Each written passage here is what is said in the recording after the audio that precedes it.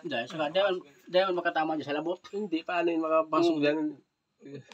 So yan mga buddies, dito tayo sa area nila. Itong area na to ay bunker to na malaki. Andito yung 100 tons. Ayan. So kung makikita nyo mga buddies, yan sa entrance nyo, may tao doon. Yan. Yan yung entrance, papasok dito sa loob. Yan, sekreto yan. Mayroon dyan na nakasulat na Chinese character. Tsaka dito.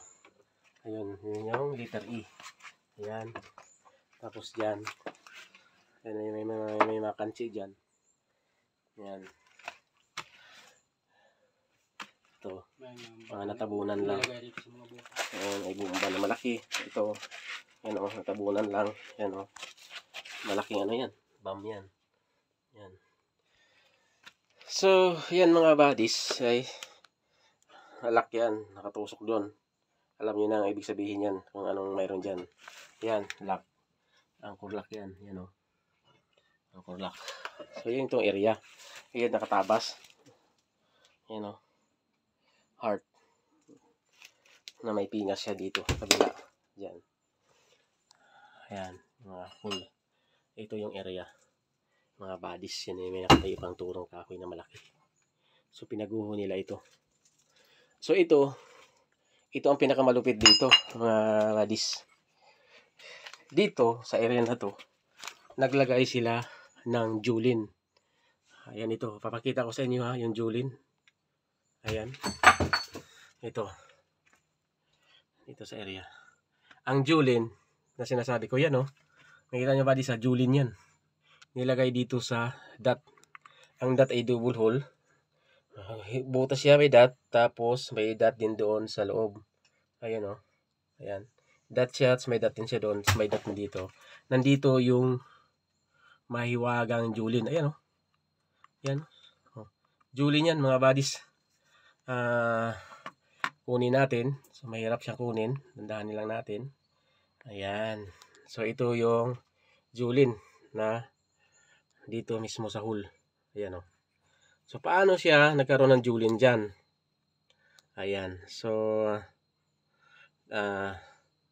tingnan natin. Okay. Ayan. Ayan, julin yan. Ayan. So kukunin natin to. Ipatago natin dito sa may-ari. Yung julin, hindi natin to pwede kunin. Hindi natin pwede dalhin. Dito lang sa may-ari ito ng lupa. Kasi para natin. Ito, ang color code secrecy yan na julin.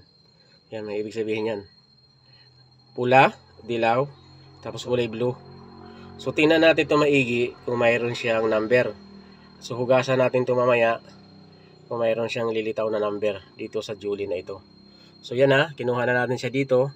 Diyan yan mismo nakalagay. Hindi namin yan dala. Baka sabihin nyo naman, dala namin yan. So, hindi namin yan dala. Mismo dyan yan siya nakalagay. Napakaganda ng kanyang nilagay dito ng julin. Ayan. Okay. Ganda ng pagkano mga buddies. Ibig sabihin nito, ang deposito dito ay naka silyado na matigas. As in, dito sa around the area na ito, ibig sabihin ng julin, naka-code 5 siya. Dito sa area na to ay may malaking deposito. So, na yun ang overtime sa taas, na mayroon nga doon 100 tons. So, ibig sabihin, ito yun, dito. Ito yung bunganga niya. Ayan. So, ito mga buddies kapag taka. Paano nagkaroon ng julin dito sa hull? Ayan dyan, nakalagay dyan. Ito double hull, na mayroon siyang dot pa sa loob. Ayan. Yan, simintado. Tinapal lang yan dito. Ayan mga buddies So balikan natin yan kasi may kulang na tayo sa oras. Babalik pa tayo na Manila. So ito kunin natin to. Ipapatago natin to sa may-ari. Yun tatago mo yan. Tingnan sa baba, punasan natin. Tingnan natin kung mayroon secret na numbering dyan.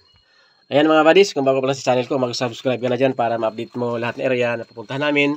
Team Padato, Treasure Hunter, God bless you all, Bansay. Thank you for watching.